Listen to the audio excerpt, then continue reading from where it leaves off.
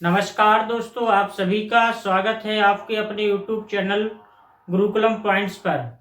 जी हाँ दोस्तों, आज हम आपके लिए लाए हैं वन लाइनर जीके, जिसमें आपको 5000 से अधिक प्रश्न कराए जाएंगे जो आपके सब्जेक्ट वाइज होंगे और ये प्रश्न आपके आने वाली प्रतियोगी परीक्षाओं में बहुत मदद करेंगे। अगर बात की जाए वन लाइनर जीके की, तो इसमें देखिए, इसमें आपको भूगोल, इतिहास,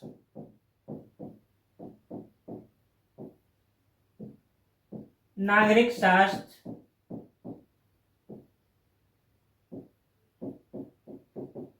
या आप ऐसे कह सकते हो संविधान,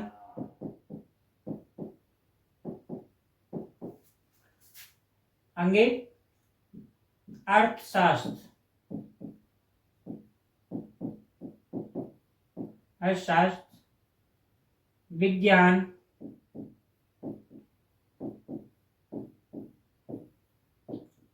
कंप्यूटर। तो आपको इतने सब्जेक्टों के जो पेपरों में बार बार प्रश्न पूछे जाते हैं, इन सब के आपको वन लाइनर क्वेश्चनों का रिवीजन कराया जाएगा। ठीक, अब देखिए, बात करें सबसे पहले भूगोल की बात करें तो भूगोल के भी आपको दोनों भाग बताए जाएंगे, वर्ल्ड जियोग्राफी और इंडियन जियोग्राफी। इसी प्रकार इतिहास में आपको तीनों पढ़ाए जाएंगे, एंशियंट हिस्ट्री, इसी के साथ मिडिल हिस्ट्री और आधुनिक इतिहास। न्याय शास्त्र में आपको संविधान के बारे में बताया जाएगा, पूरी पॉलिटी को कवर किया जाएगा। अर्थशास्त्र को भी आपको वन लाइनर तरीके से समझाएगा। विज्ञान की बात की जाए तो आपके तीनों विज्ञान इसमें होंगी, फिजिक्स, केमिस्ट्री और बायोलॉजी। और कंप्यूटर और टेक्नोलॉजी के बारे में भी आपको इन वन लाइनर क्वेश्चनों के बारे में बताया जाएगा। अगर बात की जाए, ये क्वेश्चन आपके पेपरों में बहुत पूछे गए हैं, वन लाइनर क्वेश्चन आपके पेपरों में बहुत पूछे गए हैं। आगे देखिए दोस्तों,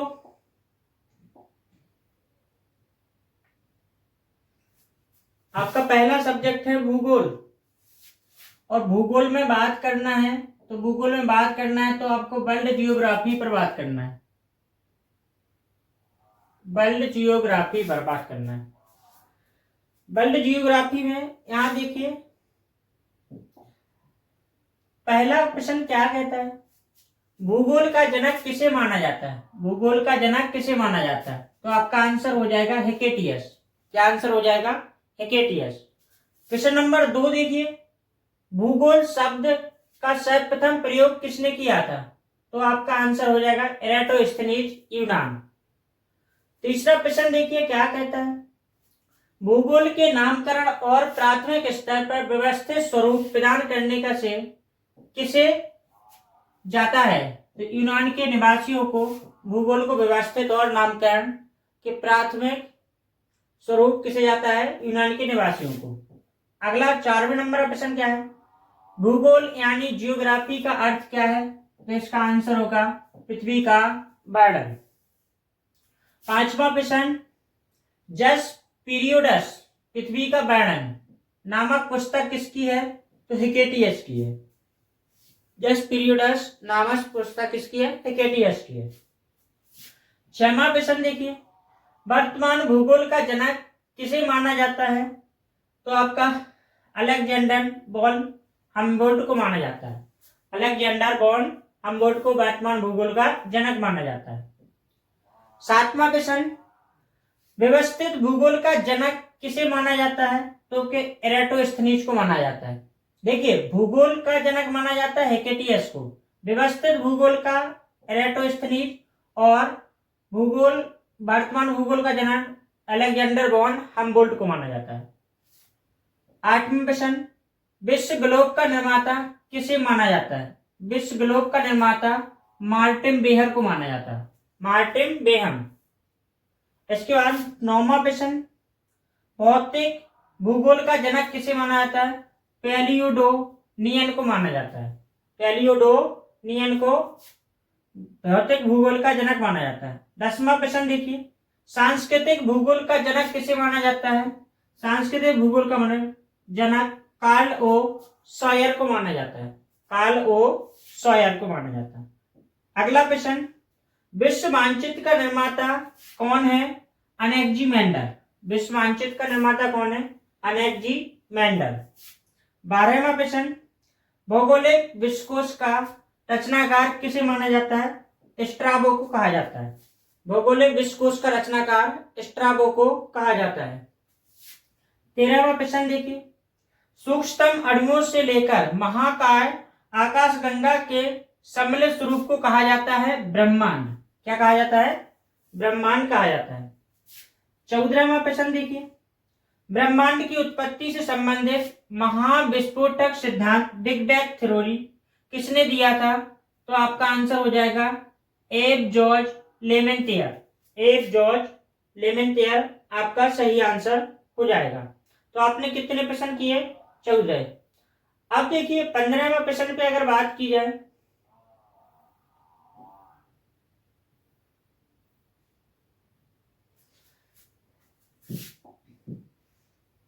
पंद्रहवां प्रश्न देखिए क्या कहता है। 15वां प्रश्न कहता है, वैज्ञानिक के विश्वास के अनुसार बिग बैंग या महाविस्फोटक की घटना आज से कितने वर्ष पूर्व हुई थी? तो आपका आंसर हो जाएगा 13.7 करोड़ वर्ष पूर्व। 16वां प्रश्न देखिए क्या कहता है, सतत षष्टि सिद्धांत स्टेडी स्टेट थ्योरी का प्रतिपादन किसने किया था?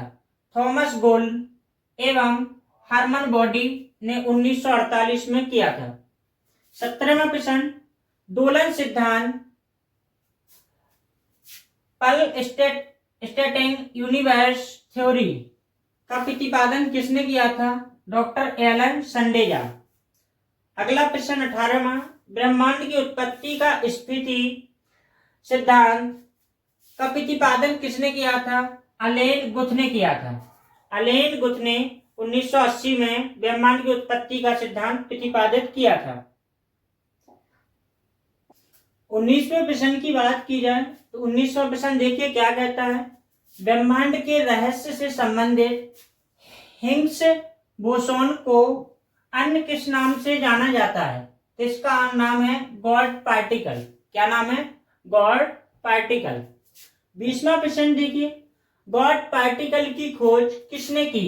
गॉड पार्टिकल की खोज पीटर हिग्स और फ्रांसवा एल्बर्ट ने की थी। पीटर हिग्स और फ्रांसवा एल्बर्ट। 21वां प्रश्न देखिए, ब्रह्मांड की उत्पत्ति से संबंधित विज्ञान के अध्ययन को क्या कहा जाता है? कॉस्मोलॉजी। इसका आंसर क्या होगा? कॉस्मोलॉजी। 22वां प्रश्न देखिए, वैज्ञानिकों के अनुसार ब्रह्मांड का व्यास कितना है? तो इसका आंसर हो जाएगा 91 अरब प्रकाश वर्ष। 91 अरब प्रकाश वर्ष। 23वां प्रश्न देखिए, खगोल वैज्ञानिकों के अनुसार ब्रह्मांड में कितनी अरब मंदाकिनी है? तो आपका आंसर होगा 100 अरब मंदाकिनी। 24वां प्रश्न देखिए, पृथ्वी एक मंदाकिनी है, इससे संबंधित मंदाकिनी को किस नाम से जाना जाता है? दुग्ध मेघला। पृथ्वी से संबंधित मंदाकिनी को किस नाम से जाना जाता है? तो आपका होगा दुग्ध मेघला।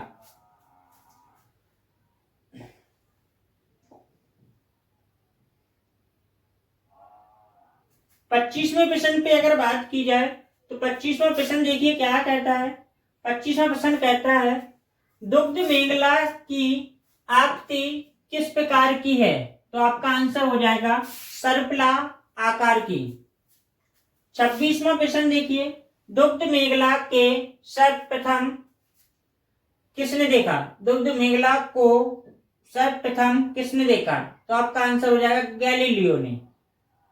27वां क्वेश्चन, सबसे नवीनतम मंदाकिनी का नाम बताइए। तो आपका आंसर हो जाएगा ड्वार्फ मंदाकिनी। ड्वार्फ मंदाकिनी। 28वां प्रश्न, दुग्ध मेघला के सबसे नजदीक कौन सी आकाश गंगा है? तो इसका आंसर होगा देवयानी या एंड्रोमेडा। एंड्रोमेडा, इसी का नाम है देवयानी। 29वां प्रश्न देखिए, अत्यधिक प्रकाशमान आकाशीय पिंड जो गैस और धूल के कणों से मिलकर बनते हैं उन्हें क्या कहा जाता है? तो इसका आंसर होगा निहारिका। 30वां प्रश्न देखिए, हमारी आकाशगंगा का सबसे शीतल और चमकीले तारों का समूह कौन सा है? Orion nebula. Orion nebula. 31वें प्रश्न पे अगर बात की जाए, 31वां प्रश्न देखिए, सौर मंडल में समस्त ऊर्जा का स्रोत क्या है? तो इसका आंसर होगा सूर्य। आंसर क्या होगा? सूर्य। 32वां प्रश्न, सूर्य दुग्ध मेखला के केंद्र से लगभग कितना दूर है? केंद्र से लगभग कितना दूर है? 27,000 प्रकाश वर्ष दूर, जो दुग्ध मेखला के केंद्र से दूर है। और दुग्ध मेखला क्या है? हमारी आकाशगंगा का नाम है। 33वां प्रश्न, सूर्य का परिक्रमण काल कितना है? 25 करोड़ वर्ष, इसका आंसर होगा। 34वां प्रश्न, सूर्य द्वारा दुग्ध मेखला के केंद्र के चारों ओर का एक चक्कर पूरा करने के समय को क्या कहा जाता है? एक ब्रह्मांड वर्ष कहा जाता है। एक ब्रह्मांड वर्ष कहा जाता है। 35वां प्रश्न, एक ब्रह्मांड वर्ष कितने वर्ष का होता है? 25 करोड़ वर्ष का होता है। 25 करोड़ वर्ष का होता है। इतने में क्या करता है? सूर्य दुग्ध मेखला का एक परिक्रमा लगा लेता है। दुग्ध मेखला का सूर्य क्या लगा लेता है? एक परिक्रमा। कितने? 25 करोड़ वर्ष में।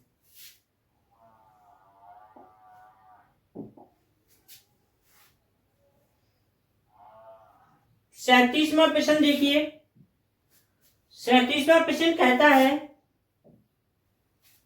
सूर्य अपने अक्ष पर किस दिशा में घूमता है?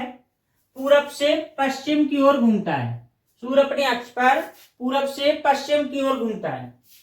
38वां प्रश्न, सूर्य अपना एक घूर्णन कितने दिनों में पूरा करता है? तो आपका आंसर हो जाएगा 27 दिनों में पूरा करता है। 39वां प्रश्न, सूर्य में सर्वाधिक कौन सी गैस पाई जाती है? तो आपका आंसर होगा हाइड्रोजन। 40वां प्रश्न, सूर्य में हाइड्रोजन की कितनी मात्रा पाई जाती है? 71% हाइड्रोजन की मात्रा पाई जाती है। सूर्य में दूसरी सबसे अधिक मात्रा में पाई जाने वाली कौन सी गैस है? हीलियम 26.5% पाई जाती है। सूर्य का केंद्र भाग क्या कहलाता है? क्रोड कहलाता है। सूर्य का केंद्र भाग क्रोड कहलाता है। सूर्य के बाहरी सतह का तापमान कितना होता है? 6000 डिग्री सेल्सियस होता है। सूर्य किस सिद्धांत पर कार्य करता है? नाभिकीय संलयन आपका आंसर होगा। 45वां क्वेश्चन, सूर्य की दूसरी परत को क्या कहा जाता है? तो आपका आंसर होगा बाणमंडल। 46वां क्वेश्चन, सूर्य की दीप्तिमान सतह को क्या कहा जाता है? जो जलती है उसे प्रकाश मंडल कहा जाता है।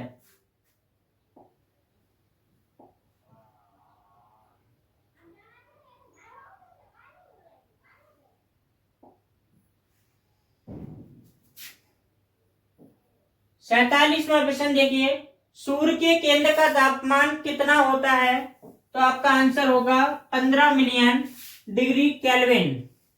15 मिलियन डिग्री केल्विन। 48वां प्रश्न, सूर्य ग्रहण के समय सूर्य के दिखाई देने वाले भाग को क्या कहते हैं? तो इसका आंसर होगा कोरोना या सूर्यक्रीट। सूर्यक्रीट। 49वां प्रश्न, सूर्यक्रीट कौन सी किरणें उत्सर्जित करता है? तो इसका आंसर होगा एक्सरे। 50वां प्रश्न, सूर्य का मुकुट किसे कहा जाता है? सूर्यक्रीट को या इसी को कोरोना बोलते हैं। 51वां प्रश्न, सूर्य के प्रकाश को पृथ्वी तक पहुंचने में कितना समय लगता है? 8 मिनट 16.6 सेकंड का समय लगता है। 8 मिनट 16.6 सेकंड। 52वां प्रश्न, सूर्य का व्यास कितना है? 13,92,000 किलोमीटर। 53वां प्रश्न, सूर्य का व्यास पृथ्वी के व्यास से कितना गुना अधिक है? 109 गुना अधिक है।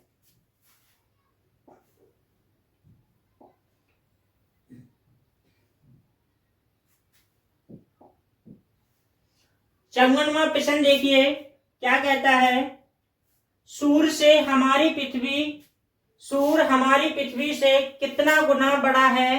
13 लाख गुना बड़ा है। 55वां प्रश्न, सूर्य की अनुमानित आयु कितनी है? 5 अरब वर्ष। 56वां प्रश्न, जब सूर्य का जीवन काल पूरा हो जाएगा तब वह क्या बन जाएगा? लाल दानव। 57वां प्रश्न, सूर्य के पश्चात पृथ्वी के निकटतम कौन सा तारा है? Proxima Centauri. Proxima Centauri. 58वां प्रश्न देखिए, प्रोक्सिमा सेंचुरी के प्रकाश को पृथ्वी तक पहुंचने में कितना समय लगता है? 4.3 वर्ष। 59वां प्रश्न, पृथ्वी को ब्रह्मांड केंद्र किस सिद्धांत में माना गया है? भूकेंद्रीय सिद्धांत। भूकेंद्रीय सिद्धांत में पृथ्वी को ब्रह्मांड का केंद्र माना गया है। 60वां प्रश्न देखिए, भूकेंद्रीय सिद्धांत या जियोसेंट्रिक थ्योरी का प्रतिपादन किसने किया था? क्लाइडियस टॉलमी ने 140 ईस्वी में किया था।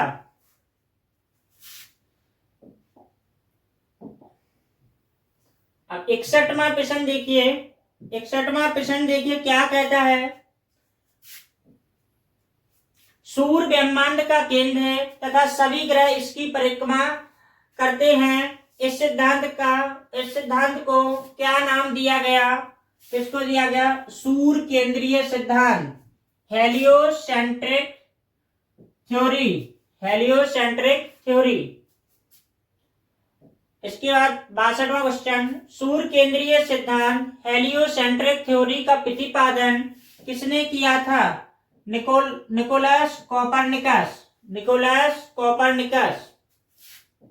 63वां प्रश्न, ग्रहों द्वारा सूर्य की परिक्रमा करने की बात सर्वप्रथम किसने की थी? या ग्रहों की गति के नियम का प्रतिपादन किसने किया था? तो इसका आंसर होगा निकोलस कोपरनिकस। ग्रहों की गति का प्रतिपादन किसने किया था? कोपरनिकस ने। 64वां प्रश्न, सूर्य के चारों ओर प्रत्येक नक्षत्र का मार्ग दीर्घाकार है, क्या किसने यह सिद्ध किया था? तो इसका आंसर होगा केपलर। 65वां प्रश्न, वर्तमान में हमारे सौरमंडल में ग्रहों की संख्या कितनी है? 8 ग्रह हैं, बुध, शुक्र, पृथ्वी, मंगल, बृहस्पति, शनि, अरुण, वरुण। 66वां प्रश्न, किन ग्रहों को बौने ग्रहों की सूची में रखा गया?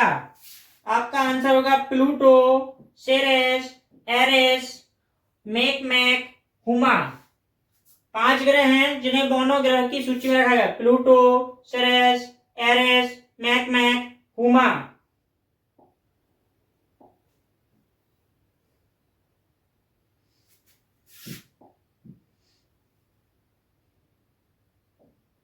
सड़सठवां प्रश्न देखिए, प्लूटो को कब सौर मंडल के ग्रहों की सूची से हटाकर बौने ग्रह की सूची में डाला गया? 24 अगस्त 2006 को प्लूटो को 9 ग्रहों में से हटाकर एक बौना ग्रह की सूची में डाल दिया गया। कब? 24 अगस्त 2006। 68वां प्रश्न, सूर्य से दूरी के हिसाब से ग्रहों का सही क्रम क्या है? तो सूर्य से दूरी के हिसाब से देखिए, बुध, शुक्र, पृथ्वी, मंगल, बृहस्पति, शनि, अरुण, वरुण। सबसे लास्ट में वरुण है, सबसे पहले बुध मिलेगा। इसके बाद 69वां प्रश्न, किन ग्रहों को पार्थिव ग्रह या आंतरिक ग्रह कहा जाता है? तो इसका आंसर हो जाएगा पृथ्वी, बुध, शुक्र और मंगल। पृथ्वी, बुध, शुक्र और मंगल को पार्थिव ग्रह कहा जाता है। किन ग्रहों को बृहस्पति ग्रह या बाह्य ग्रह कहा जाता है? तो बृहस्पति, शनि, अरुण, वरुण, मतलब 4 ग्रह बाह्य ग्रह होंगे आपके और 4 ग्रह आंतरिक ग्रह होंगे। 71वां प्रश्न देखिए, आकार के अनुसार सबसे बड़ा ग्रह कौन सा है? तो आपका आंसर होगा बृहस्पति, जुपिटर। 72वां प्रश्न, आकार के अनुसार सबसे छोटा और हल्का ग्रह कौन सा है? तो इसका आंसर होगा मरकरी या बुध। मरकरी या इसी का नाम क्या होगा? बुध।